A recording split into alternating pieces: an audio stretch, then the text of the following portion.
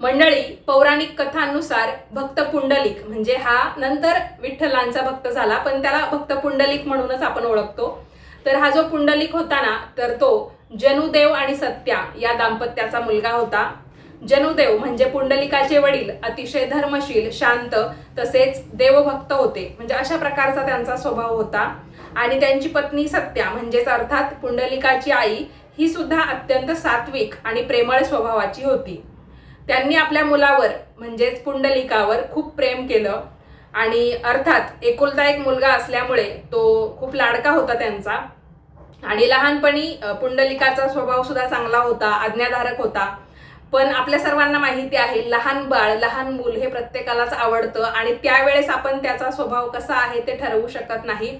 मुलाची म्हणजे आपल्याला मुलगा असेल किंवा मुलगी असेल, तिचा स्वभाव आपल्याला कधी कळतो जेव्हा ते मोठे होतात, आपापल्या पद्धतीने काम करायला लागतात किंवा मग ते आपल्याशी कसं वागतात वगैरे. काय प्रत्येकाला एखाद्या व्यक्तीचा जसा अनुभव येतो, मग त्यावरून आपण ठरवतो की समोरचा व्यक्ती चांगला आहे की वाईट आहे. किंवा कधी कधी असंही होतं की लहानपणी मुलं बाळं ही चांगलीच असतात किंवा शांत स्वभावाची असतात, खेळकर असतात, पण मोठी झाल्यावर ती जर काही वेगळ्या वळणाला लागली, वाईट मार्गाला लागली, तर अर्थात आपण त्याच्यावरूनच ठरवत असतो हा चांगला आहे की चांगली आहे की नाही, वाईट आहे की काय, असं. म्हणजे तुमच्या लक्षात आलं असेल मला काय म्हणायचं आहे.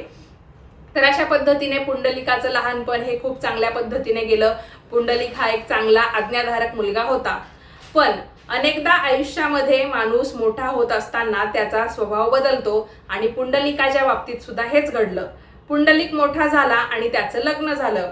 सुरुवातीला सर्व काही ठीक होतं, परंतु हळूहळू तो पत्नीच्या प्रेमामध्ये इतका गुंतला की त्याला आई वडिलांचं अस्तित्वच जणू विसरायला झालं.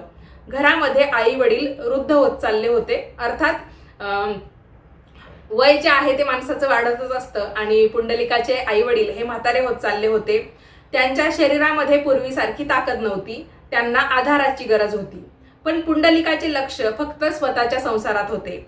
वृद्धापकाळ हा माणसाच्या आयुष्यातील सर्वात कठीण काळ असतो. जे आई वडील लहानपणी मुलासाठी रात्र रात्र जागतात, जे त्याच्या प्रत्येक आनंदासाठी स्वतःच्या इच्छा बाजूला ठेवतात, त्यांनाच एक दिवस आधाराची गरज असते.